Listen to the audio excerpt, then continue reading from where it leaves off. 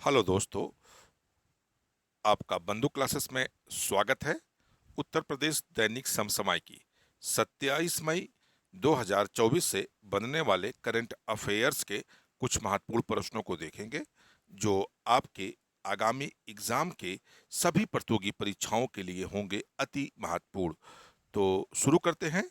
आज की क्लास का पहला प्रश्न है, अंतर्राष्ट्रीय सौर गठबंधन में शामिल होने वाला 99वां सदस्य देश कौन बना है? जर्मनी, स्पेन, मोजाम्बिक या हंगरी? तो अंतर्राष्ट्रीय गठबंधन में 99वां सदस्य जो देश बना है वह कौन बना है? स्पेन बना है। यानी अंतर्राष्ट्रीय सौर गठबंधन का 99वां जो देश बन गया है वह कौन हो गया है? स्पेन हो गया है। इसलिए आपका राइट आंसर क्या हो जाएगा? बी वाला आपका राइट आंसर हो जाएगा। आइए इससे रिलेटेड कुछ और फैक्ट देखते हैं। स्पेन सौर गठबंधन का 99वां सदस्य देश बन गया है। अंतर्राष्ट्रीय सौर गठबंधन के सदस्य बनने के लिए आवश्यक अंतर्राष्ट्रीय सौर गठबंधन अनुसमर्थन उपकरण की स्पेन की पुष्टि कर दी है और उसे ISA हेड ऑफ डिपॉजिटरी के पास क्या कर दिया है? जमा कर दिया है। अंतर्राष्ट्रीय भारत अंतर्राष्ट्रीय सौर गठबंधन का मेजबान देश है और विदेश मंत्रालय में संयुक्त सचिव अभिषेक सिंह इस समय डिपॉजिटरी के प्रमुख का कार्य देख रहे हैं। और कुछ फैक्ट देखते हैं। अंतर्राष्ट्रीय सौर गठबंधन के बारे में कुछ महत्वपूर्ण तथ्य जानते हैं। ग्लोबल वार्मिंग और जलवायु परिवर्तन का मुकाबला करने के लिए देशों को सौर ऊर्जा का उपयोग कराने के लिए प्रेरित करने के प्रयास के तहत भारत और फ्रांस ने अंतर्राष्ट्रीय सौर गठबंधन के विचार की कल्पना की थी। अब तक 119 देशों ने ISA फ्रेमवर्क समझौते पर हस्ताक्षर कर दिया है। 99 देशों ने पूर्ण सदस्य बनने के लिए आवश्यक अंतर्राष्ट्रीय सौर गठबंधन अनुसमर्थन दस्तावेज का अनुमोदन जमा कर दिया है। अगला प्रश्न देखते हैं। अगला प्रश्न है, विश्व पैरा एथलेटिक्स चैंपियनशिप पुरुष 60 फुट में किसने स्वर्ण पदक जीता है? सचिन, सर्जेराव, निखिल मल्होत्रा, दीपक दहिया, मनोज कुमार? तो विश्व पैरा एथलेटिक्स चैंपियनशिप 2024 के पुरुष 60 फुट में सचिन सरवेवल ने कौन सा पदक जीता है? तो स्वर्ण पदक जीता है। तो आपका राइट आंसर हो जाएगा, किसने ये स्वर्ण पदक जीता है? तो सचिन सरवेवल सरजेराव ने ये स्वर्ण पदक जीता है। इससे रिलेटेड कुछ और फैक्ट देख लेते हैं। जापान में चल रही विश्व पैरा एथलेटिक्स चैंपियनशिप में पुरुष 60 फुट में भारत के सचिन सरजेराव खिलाड़ी ने स्वर्ण पदक जीता है। उन्होंने 16 मीटर 30 सेंटीमीटर थ्रो कर F46 किसमें F46 श्रेणी में एशियाई रिकॉर्ड भी बनाया। प्रतियोगिता में एक अन्य भारतीय खिलाड़ी धर्मवीर ने पुरुष क्लब थ्रो में कांस्य पदक जीता है। प्रतियोगिता में भारत 5 स्वर्ण, 4 रजत और 3 कांस्य सहित कुल 12 पदक जीतकर अब तक का सर्वश्रेष्ठ प्रदर्शन किया है। अंक तालिका में चीन 48 चीन जो है 48 पदकों के साथ पहले स्थान पर है। आइए अगला प्रश्न देखते हैं। अगला प्रश्न है, साइबर सुरक्षा अभ्यास 2024 का आयोजन कहां किया गया है? मुंबई, बेंगलुरु, कोची या नई दिल्ली? तो इस वर्ष साइबर सुरक्षा अभ्यास का जो आयोजन है नई दिल्ली में किया गया है। तो आपका राइट आंसर क्या हो जाएगा? डी वाला आपका राइट आंसर हो जाएगा। आइए इससे रिलेटेड कुछ और फैक्ट देख लेते हैं। रक्षा प्रमुख सीडीएस जनरल अनिल चौहान ने 22 मई 2024 को साइबर सुरक्षा अभ्यास की शुरुआत नई दिल्ली में की है। 22 मई से 24 मई तक चलने वाले इस कार्यक्रम की जिम्मेदारी भारतीय रक्षा साइबर एजेंसी के पास है। भारत को नए साइबर खतरों से बचाने के लिए जनरल चौहान ने इस बात पर जोर दिया कि देश की साइबर सुरक्षा प्रणाली में सुधार करना कितना महत्वपूर्ण हो गया है। अगला पॉइंट देखते हैं। साइबर सुरक्षा अभ्यास 2024 का मुख्य लक्ष्य देश के सभी साइबर सुरक्षा संगठनों के साइबर रक्षा कौशल में सुधार करना है। इसका लक्ष्य साइबर सुरक्षा में शामिल सैन्य और प्रमुख सरकारी एजेंसियों को एक साथ बेहतर ढंग से काम करने और अधिक एकीकृत दृष्टिकोण के साथ आगे आने में क्या करना है? मदद करना है।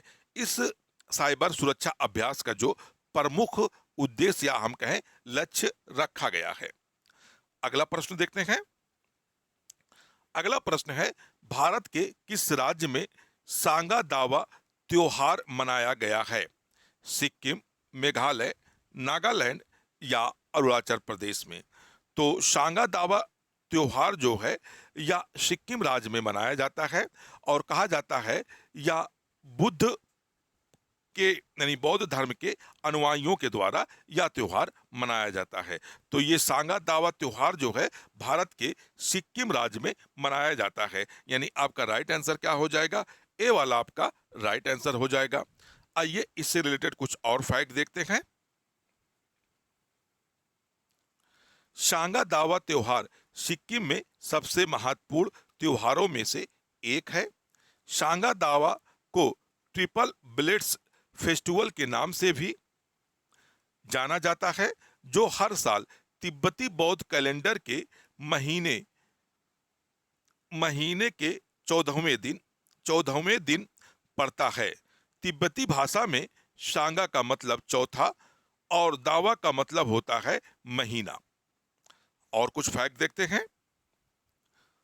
अगला फैक्ट है, यह सबसे पवित्र बौद्ध त्योहार है जो बुद्ध शाक्यमुनि के जन्म, ज्ञानोदय और महापरिनिर्वाण यानी निधन की स्मृति में मनाया जाता है। इस महीने के दौरान सिक्किम के बौद्ध राज्य के विभिन्न मठों में प्रार्थना करते हैं। इस त्योहार के दौरान सिक्किम के लोग चाम नृत्य भी करते हैं। यानी जो त्योहार मनाते हैं उसी में ये चाम नृत्य क्या करते हैं? आयोजित करते हैं या चाम नृत्य का जो प्रदर्शन है उसको किया जाता है। अगला प्रश्न देखते हैं। अगला प्रश्न है, केंद्रीय विद्युत आयोग के नए सदस्य कौन बने हैं? मोहन झा, रमेश बाबू बी, विमल कुमार पांडे, जगदीप सहगल। तो केंद्रीय विद्युत आयोग के जो नए सदस्य बने हैं वो कौन है? रमेश बाबू बी। यानी रमेश बाबू बी को केंद्रीय विद्युत आयोग का नया सदस्य नियुक्त किया गया है। इससे रिलेटेड कुछ और फैक्ट देख लेते हैं। श्री रमेश बाबू बी ने 21 मई 2024 को केंद्रीय विद्युत नियामक आयोग के सदस्य के रूप में पद और गोपनीयता की शपथ ली है। केंद्रीय विद्युत विनियामक आयोग की स्थापना भारत सरकार द्वारा विद्युत विनियामक आयोग अधिनियम 1998 के प्रावधानों के तहत की गई है। CIRC भारतीय विद्युत क्षेत्र के लिए केंद्रीय विनियामक निकाय है, जिसे विद्युत अधिनियम 2003 द्वारा अधिकृत किया गया है। आयोग में एक अध्यक्ष और 3 सदस्य होते हैं। आइए अगले स्टेप की तरफ हम लोग बढ़ते हैं और अगला स्टेप है कल का रिवीजन। यहाँ कल के रिवीजन का सेंस होगा कि हम लोगों ने जो 25 मई को पढ़ा था, यानी संडे के दिन हम लोग जो है क्या देखते हैं, संडे के दिन हम लोग मॉक टेस्ट देखते हैं। तो इसलिए जो कल का रिवीजन होगा वो 25 मई 2024 का होगा, जो सैटरडे को हम लोगों ने क्लास की थी। उसके 5 प्रश्नों का हम यहाँ रिवीजन करेंगे। तो कल के रिवीजन में पहला प्रश्न है, विश्व सरकार शिखर सम्मेलन 2024 में किस देश ने दुनिया की पहली एयर टैक्सी सेवा शुरू करने के लिए समझौते पर हस्ताक्षर किया है? तो या किस देश के द्वारा ऐसा किया गया है? तो संयुक्त राज्य अमीरात यानी संयुक्त अरब अमीरात के द्वारा यह समझौता किया गया है कि वह जो है दुनिया की पहली एयर टैक्सी सेवा शुरू करेगा। और यह किस वर्ष तक शुरू करेगा? तो 2026 तक का यह सेवा शुरू की जाएगी। 2026 तक का यह सेवा संयुक्त अरब अमीरात के द्वारा शुरू की जाएगी। अगला प्रश्न देखते हैं।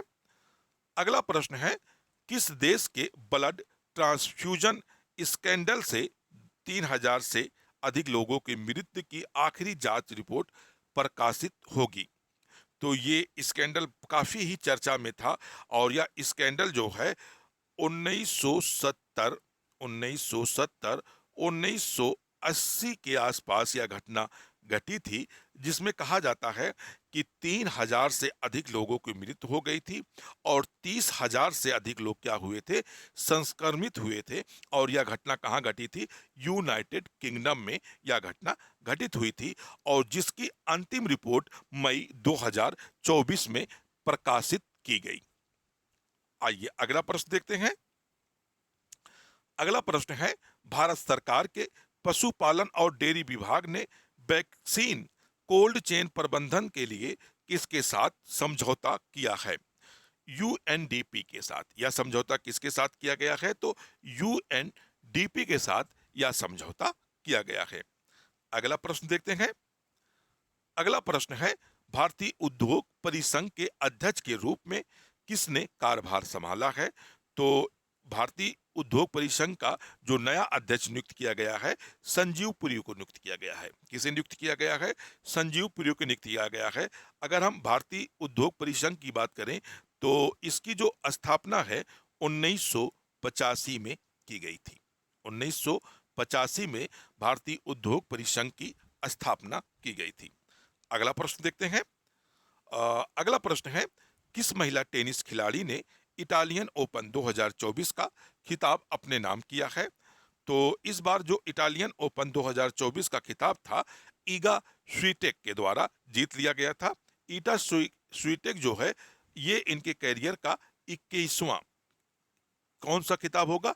21वां खिताब होगा, यानी ईगा स्वीटेक का यह 21वां खिताब है, और इटालियन ओपन 2024 इन्हीं के नाम रहा। तो दोस्तों, अगर आपको क्लास अच्छी लग रही हो तो क्लास को लाइक करिएगा, और ज़्यादा से ज़्यादा अपने दोस्तों में से शेयर करिएगा, और चैनल पर अगर नए जुड़े हो तो चैनल को सब्सक्राइब कर लीजिएगा, बेल आइकन का बटन जरूर दबाइएगा। फिर मिलते हैं अगली क्लास में, जब तक के लिए धन्यवाद। जय हिंद दोस्तों।